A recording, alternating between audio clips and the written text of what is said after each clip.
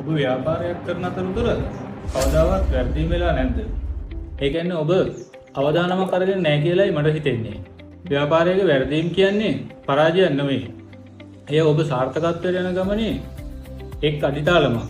බොහෝ දෙනෙක් වැරදීම් වුණාම සිතන්නේ එය අපට සුදුසු නැහැ කියලා.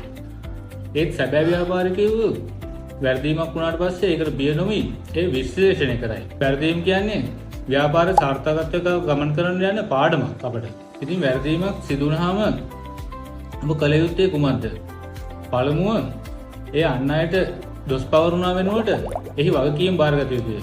ඒ කියන්නේ නායකත්වයේ තියෙන සුවිශේෂී ලක්ෂණයක් ඒක. දෙවනුව ඒට ඒ සිදුවුනේ කොහොමද කියලා සොයා බලන්න. ඒ කියන්නේ ඒට තාක්ෂණික දෝෂයක්ද නැත්නම් කළමනාකරන දෝෂයක්ද නැත්නම් වෙනත් දෝෂයක්ද කියලා ඔයා සොයා බලන්න ඕනේ. මේ වැරදීම් ටික ඔබ අරගෙන ඒ කියන්නේ ඒවා අරගෙන ඊළඟ වතාවේ ඔබ පටන් ගන්න next step එක ඉතා හොඳින් කරන්න. වැරදීම් වලින් ඔබ පාඩමක් ඉගෙනගෙන ව්‍යාපාරය තව තවත් දියුණු කරන්න. වැරදීම් වලට ඔබ බය වෙන්න එපා.